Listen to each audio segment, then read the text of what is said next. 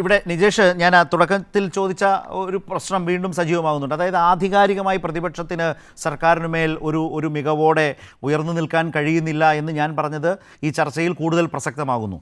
അതിൽ ഏറ്റവും പ്രധാനമായി ഈ കാലയളവിലെ മികവുകൾ മാധ്യമങ്ങൾ റിപ്പോർട്ട് ചെയ്യുമ്പോൾ ആ മാധ്യമങ്ങൾ അത് പണം മേടിച്ചിട്ടാണ് ഇത് ചെയ്യുന്നത് എന്ന നിലയിലേക്ക് പറയാൻ ഒരു പ്രതിപക്ഷ നേതാവ് തയ്യാറായാൽ എന്താണൊരവസ്ഥ? ഏത് നിലയിൽ അദ്ദേഹം നിൽക്കുന്നു എന്നൊരു പ്രശ്നം അതിനകത്തില്ലേ? അതുതന്നെയാണിപ്പോൾ അരുണും ചോദിച്ചത്. അതിൽ തന്നെ അദ്ദേഹം കൃത്യമായി ചൂണ്ടിക്കാട്ടി ചർച്ചയ്ക്ക് വിധേയമാക്കി ഒരു വെല്ലുവിളി സ്വഭാവത്തിൽ തന്നെ നിജേഷിന് മുമ്പാകെ അവതരിപ്പിച്ച ഒന്നാണ്. ഏത്? അഴിമതിയുമായി ബന്ധപ്പെട്ട പ്രശ്നം. അത് ഈ 4 വർഷക്കാലമാക്കണ്ട, കഴിഞ്ഞ 5 വർഷക്കാലം കൂടി എടുക്കൂ, അങ്ങനെ 9 വർഷം, 10ാം വർഷം. പ്രതിപക്ഷ നേതാവ് ഇന്ന് പറഞ്ഞത് എന്താണ്? അഴിമതിക്ക് യാതൊരു കുറവുമില്ല. അരുൺ ചലഞ്ച് ചെയ്തത് എന്താണ്? കേസുകൾ സഹിതം, പ്രശ്നങ്ങൾ സഹിതം ഓരോന്നിലും എടുത്ത നിലപാട് ചൂണ്ടിക്കാട്ടിയില്ലേ? നിങ്ങൾക്കൊന്നിൽ പോലും ഉന്നയിച്ച ആരോപണങ്ങളിൽ മുന്നോട്ട് പോകാൻ കഴിഞ്ഞില്ല, കോടതിയിൽ തെളിയിക്കാൻ കഴിഞ്ഞില്ല. പ്രതിപക്ഷ നേതാവിന് ഒരു ഘട്ടത്തിൽ ഒരു കേസുമായി ബന്ധപ്പെട്ട് പബ്ലിസിറ്റി മാനിയ ആണ് എന്ന നിലയിലേക്ക് കേരളത്തിൻ്റെ ഹൈക്കോടതി തന്നെ പറയുന്ന നിലയുണ്ടായി എന്ന പ്രശ്നമടക്കമില്ലേ? ഇതിലെവിടെയാണ് നിങ്ങൾക്ക് ഈ വെല്ലുവിളി സ്വീകരിക്കാനാവുക? അഴിമതിക്കൊരു കുറവില്ല എന്ന് പറയുമ്പോൾ അത് സ്ഥാപിച്ചെടുക്കാനാകണം. പ്രതിപക്ഷം പറഞ്ഞതാണ് ശരി എന്ന് ജനങ്ങൾക്ക് നല്ലതുപോലെ ബോധ്യപ്പെടാനാവണം. അങ്ങനെ കഴിഞ്ഞിട്ടേ ഇല്ല എന്നുള്ള നിലയിൽ വിഷയങ്ങൾ അവതരിപ്പിച്ചാൽ എന്ത് മറുപടി പറയും നിജേഷ്? ഏതായാലും അരുൺകുമാർ പല ആവർത്തി പറഞ്ഞത് പ്രകടന പത്രികയ്ക്കകത്തുള്ള 721 കാര്യങ്ങൾ നടപ്പിലാക്കിയെന്നാണ്. അരുൺകുമാറെ, അതിലൊരു 35ാമത്തെ ഖണ്ഡികയിലാണ് എന്ന് തോന്നുന്നു. നമ്മുടെ ആശാ വർക്കർമാർക്ക് ദിവസം ഒരു 700 രൂപ വെച്ച് കൊടുക്കുമെന്ന് നിങ്ങൾ പറഞ്ഞിരുന്നു. അതിന്റെ പേരിൽ ഏകദേശം 100 ദിവസമായി കേരളത്തിലെ സെക്രട്ടേറിയറ്റ് മുന്നിൽ സമരത്തിലാണ്. അവർ രാപ്പകൽ സമര യാത്രയിലാണ്. നിങ്ങളുടെ പ്രകടന പത്രികയിൽ ഉള്ള കാര്യമാണ് എങ്കിൽ അതൊന്ന് പൂർത്തീകരിച്ചൂടെ? സ്കൂൾ പാചക തൊഴിലാളികൾ അവരുടെ ശമ്പളം കിട്ടുന്നില്ല എന്ന് പറഞ്ഞ് സമരത്തിലാണ്. അതൊന്ന് പൂർത്തീകരിച്ച് നമുക്ക് കൊടുത്തുകൂടെ? അപ്പൊ അങ്ങനെ ഒരുപാട് കാര്യങ്ങൾ കേരളത്തിൽ ഏത് ഡിപ്പാർട്ട്മെന്റ് എടുത്തു കഴിഞ്ഞാലും അവിടെയൊക്കെ പരാജയം മാത്രമേ നമുക്ക് പറയാനുള്ളൂ. ഏത് ഡിപ്പാർട്ട്മെന്റ് എടുത്താലും ഇപ്പോ 2019 പ്രളയകാലത്ത് തകർന്നു പോയത് പുനർനിർമ്മിക്കാൻ നിലമ്പൂരിൽ മാത്രം കവളപ്പാറയിൽ 2 പാലങ്ങൾ തകർന്നുപോയി. ഇന്ന് വരെ പുനർനിർമ്മിച്ചിട്ടില്ല, അതിന്റെ സ്റ്റെപ്പ് പോലും എടുത്തിട്ടില്ല.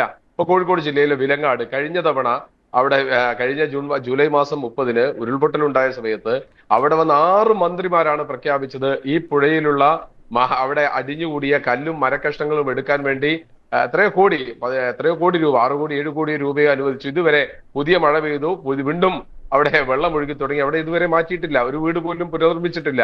ഏത് മേഖലയിലാണ് മികവുണ്ടായത് എന്ന് അരുൺകുമാർ പറയട്ടെ. കേന്ദ്രത്തിന്റെ ഏതോ കടലാസിനകത്ത് ഉണ്ട് എന്ന്. കേന്ദ്രവും നിങ്ങളും തമ്മിലുള്ള ബായി ആയതുകൊണ്ടായിരിക്കാം, അല്ലാതെ ഏത് കടലാസിലാണ് ഉള്ളത്? നീതി ആയോഗില് കോൺഗ്രസ് ഭരിക്കുന്ന സംസ്ഥാനങ്ങളുണ്ടേ ഒരു ഭരണം. നിജേഷ്, നീതി ആയോഗിൽ കോൺഗ്രസ് ഭരിക്കുന്ന സംസ്ഥാനങ്ങളുണ്ട്. അവരെയും തോൽപ്പിച്ചിട്ടാണ് എല്ലാ BJP സംസ്ഥാന സർക്കാരുകളുണ്ട്. അപ്പോൾ അതിനെല്ലാം മറികടന്നാണ് കേരളം പോയിട്ടുള്ളത്. നിങ്ങൾ പ്രശ്നങ്ങൾ ചൂണ്ടിക്കാട്ടുന്നത് നല്ലതാണ്, ശരിയുമാണ്. ശരി എന്ന ഇൻ ദ സെൻസ് അത് ചെയ്യേണ്ടതാണ്. പക്ഷേ ആ പ്രശ്നങ്ങൾ ചൂണ്ടിക്കാട്ടും. ഇപ്പോൾ ചില ഉദാഹരണങ്ങൾ പറഞ്ഞതുകൊണ്ടാണ്. അതെന്താണെന്ന് വെച്ചാൽ അരുൺ അതിന് മറുപടി ഉണ്ടെങ്കിൽ പറയട്ടെ. പക്ഷേ അപ്പോഴും കേരളത്തിൻ്റെ ഒരു മികവിനെയും കാണുന്നില്ല എന്ന തരത്തിൽ സംസാരിക്കുന്ന പ്രതിപക്ഷം യഥാർത്ഥത്തിൽ അത്ഭുതപ്പെടുത്തുന്നതാണ് കേട്ടോ. അല്ല, നമ്മൾ തന്നെ എത്രയോ ചർച്ച ചെയ്തു.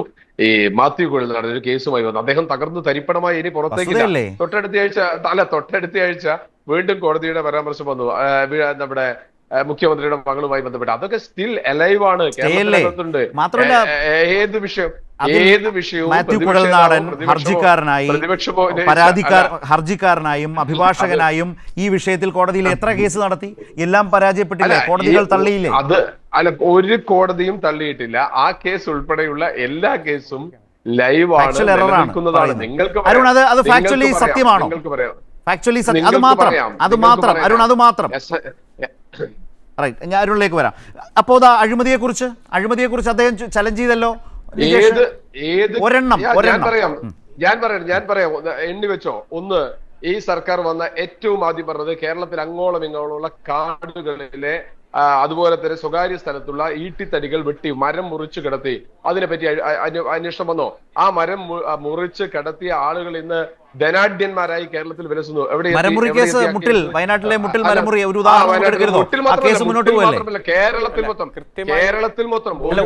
എല്ലാവരും ഓർത്തിരിക്കുന്ന ഒരു പ്രധാനപ്പെട്ട കേസ് ഞാൻ സൂചിപ്പിച്ചതാണ്. മുട്ടിൽ മാത്രമല്ല, കേരളത്തിൽ മൊത്തമുള്ള മരത്തടികൾ ഈ ഗവൺമെന്റിന്റെ സഹായത്തോടു കൂടി വെട്ടിമുറിച്ചു. എവിടെ എത്തിയിട്ടില്ല. എന്റെ നിജേഷ്, അങ്ങനെ വല്ലതും ആണെങ്കിൽ നിങ്ങൾ അടങ്ങിയിരിക്കുമോ? നിങ്ങൾക്ക് പോലും ഈ പറഞ്ഞതിൽ മുന്നോട്ടുണ്ടായി പ്രൂവ് ചെയ്യാൻ കഴിഞ്ഞിട്ടില്ല. അതാ പറഞ്ഞത്. കേസ് ഇപ്പോഴും ആ കേസ് കോടതിക്കകത്ത് നിൽക്കുന്നത് കൊണ്ടാണ്. കോടതിയിലുണ്ടല്ലോ. സർക്കാരിന്റെ ചോദ്യം അതല്ല. നിങ്ങൾ ഉന്നയിച്ച ആരോപണങ്ങൾ ക്യാമറ, നിങ്ങൾ പറ, ക്യാമറ വന്ന് 2 വർഷം കഴിഞ്ഞു. എന്താണ് അതിന്റെ ബാക്കി പത്രം? നിങ്ങൾ ബാക്കി പത്രമൊന്നുമല്ല, നിങ്ങളുടെ അഴിമതി നിങ്ങൾക്ക് പ്രൂവ് ചെയ്യാൻ കഴിഞ്ഞില്ലല്ലോ. എന്താണ് പ്രതിപക്ഷം വലിയ അഴിമതി പറഞ്ഞു, നിങ്ങൾക്ക് സ്ഥാപിക്കാൻ കഴിഞ്ഞോ? ഉണ്ടായ നേട്ടം നിങ്ങൾ പറ. നിങ്ങൾ ഉന്നയിച്ച അഴിമതി ആരോപണം എവിടെ പോയി? അഴിമതി ആരോപണം പ്രൂവ് ചെയ്യാൻ കഴിഞ്ഞോ? അഴിമതി ആരോപണങ്ങൾ കോടതിക്കകത്തുള്ള ഇല്ല, തെറ്റിപ്പോയി. നിങ്ങൾക്ക് പരാജയം സംഭവിച്ചെന്നേ. നികേഷ്, പരാജയം സംഭവിച്ചു. ഇല്ലെന്നേ, ഉണ്ടെന്നേ, തോന്നാണ് വരേണ്ട. അവര് നേരത്തെ പറഞ്ഞ കോവിഡ് കാലത്തെ PPE കിറ്റ് ഉൾപ്പെടെയുള്ള സാധനങ്ങൾ വാങ്ങിയ കേസും നിലനിൽക്കുന്നുണ്ട്. അതൊന്നും എവിടെയും പോയിട്ടില്ല. നാളെ ഇന്നും നാളെയും ഒക്കെ കോടതിയിലേക്ക് പോവുകയാണ്. ഞങ്ങൾ തോറ്റിട്ടില്ല, അതാണ് പ്രതിപക്ഷം പറയുന്നത്. ഏത് കേസ് നിലനിൽക്കുന്നു എന്നാണ് ചോദ്യം. ഇത് പബ്ലിക് ഇൻട്രസ്റ്റ് ലിറ്റിഗേഷൻ അല്ല, പബ്ലിസിറ്റി ഇൻട്രസ്റ്റ് ലിറ്റിഗേഷൻ ആണെന്ന് കേരളത്തിന്റെ ഹൈക്കോടതിയുടെ ചീഫ് ജസ്റ്റിസ് അടങ്ങുന്ന ഡിവിഷൻ ബെഞ്ചാണ് പറഞ്ഞത്. എന്നിട്ട് പറഞ്ഞു, രാഷ്ട്രീയ ധാർമ്മികത എന്ന് പറഞ്ഞാൽ അത് മുഖ്യമന്ത്രിയിൽ നിന്ന് മാത്രം പ്രതീക്ഷിച്ചാൽ പോരാ, കേരളത്തിന്റെ പ്രതിപക്ഷ നേതാവിനും രാഷ്ട്രീയ ധാർമ്മികതയുണ്ട് എന്ന് തെളിയിക്കുന്ന അഫിഡവിറ്റ് ഫയൽ ചെയ്യാൻ പറഞ്ഞു. അതിനുശേഷം കേരള ഹൈക്കോടതിയുടെ പരിസരത്തേക്ക് ഈ പ്രതിപക്ഷ നേതാവ് പോയിട്ടില്ല. ഞാൻ ചോദിക്കട്ടെ, ഏത് കേസിൽ ഏതെങ്കിലും ഒരു വിധിന്യായം, ഏതെങ്കിലും ഒരു വരിയെങ്കിലും നിങ്ങൾക്ക് എടുത്ത് വായിക്കാൻ പറ്റുമോ? എല്ലാ കേസുകളും തള്ളി ഗവൺമെന്റിനെതിരെ ഒരാരോപണവും നിലനിൽക്കുന്നില്ലെന്നുള്ള സാഹചര്യം വന്നു. ഈ വികസന പ്രവർത്തനങ്ങളിൽ ഒന്നും പങ്കെടുക്കാത്തതിന്റെ ഭാഗമായി പൊതുജനങ്ങളിൽ നിന്ന് ഒറ്റപ്പെട്ട് പോകുന്ന സാഹചര്യമല്ലേ ഈ കേരളത്തിൽ ഉണ്ടായത്? ഏറ്റവും അവസാനം വിഴിഞ്ഞം, ആ വിഴിഞ്ഞത്തിന്റെ ഉദ്ഘാടനത്തിലും ചടങ്ങിൽ നിന്ന് മാറി നിൽക്കാൻ അദ്ദേഹം പറഞ്ഞ ന്യായീകരണം എന്താണ്? പ്രധാനമന്ത്രി പങ്കെടുക്കുന്ന പരിപാടിയുടെ ആ ചാർട്ട് തീരുമാനിക്കേണ്ടത്, പ്രോഗ്രാം തീരുമാനിക്കേണ്ടത് പ്രധാനമന്ത്രിയാണ് എന്ന്, ആ ഓഫീസാണെന്ന് കൃത്യമായിട്ട് എല്ലാവർക്കും ബോധ്യമുള്ളപ്പോഴും നാണക്കേട് കൊണ്ട് അദ്ദേഹം തന്നെ മാറി നിന്നില്ലേ? കാരണം ജനങ്ങളുടെ മുന്നിൽ ഇതെല്ലാം ഉണ്ടല്ലോ. അപ്പൊ നിങ്ങൾക്ക് തെറ്റായിട്ടുള്ള ആരോപണവും വ്യാജ ആരോപണവും ഉന്നയിച്ചുകൊണ്ടേയിരിക്കാം. കാരണം ഈ ജനങ്ങളോട് പറയാൻ പ്രതിപക്ഷത്തിന് ഒന്നുമില്ല. അഴിമതി നിങ്ങൾ പറയുന്നു. ഏതെങ്കിലും ഒരു അഴിമതി ആരോപണം ഏതെങ്കിലും കേരളത്തിലെ മന്ത്രിമാർക്കെതിരെ, MLA മാർക്കെതിരെ, പൊളിറ്റിക്കൽ ലീഡർഷിപ്പിനെതിരെ ഇവിടെ കേരളത്തിലുണ്ടോ? നിങ്ങൾ വ്യാജ ആരോപണങ്ങൾ കുറെ ഉന്നയിക്കുന്നു. വിജിലൻസ് കോടതി, മറ്റു കോടതികളും അതെല്ലാം എടുത്ത് തോട്ടിലെറിയുന്ന സാഹചര്യം നമ്മൾ കാണുകയാണ്. അപ്പൊ അതുകൊണ്ട് കോൺഗ്രസിനെ സംബന്ധിച്ചിടത്തോളം അതിന്റെ ചരിത്രത്തിലെ ഏറ്റവും ദയനീയ സാഹചര്യത്തിലൂടെ ഈ കേരളത്തിൽ കടന്നു പോവുകയാണ്. UDF-ലെ ഘടകകക്ഷികൾ ഇത്രയധികം അങ്ങോട്ടും ഇങ്ങോട്ടും ആക്രമിക്കുന്ന, പിടിച്ചു നിൽക്കാൻ വേണ്ടി ഇത്ര മത്സരിക്കുന്ന ഒരു സാഹചര്യം ഇതിനു മുമ്പില്ല. അതുകൊണ്ട് ഈ യുദ്ധ സാഹചര്യം ഉണ്ടായപ്പോൾ KPCCയുടെ പുനഃസംഘടന നടത്തി തൽക്കാലം രക്ഷപ്പെട്ടാലും ആ മുൻ KPCC പ്രസിഡന്റ് എല്ലാം ഇടയ്ക്കിടയ്ക്ക് വ്യക്തമാക്കുന്നുണ്ട്. അതുകൊണ്ട് നിങ്ങൾ ആരോപണം ഉന്നയിച്ചത് മുന്നോട്ട് പോയിക്കൊള്ളുക. ജനങ്ങൾക്ക് സത്യം കണ്ട് ബോധ്യപ്പെട്ടാണ് ഓരോ വിഷയങ്ങളിലും ജനങ്ങൾ നിലപാട് സ്വീകരിക്കുന്നത്.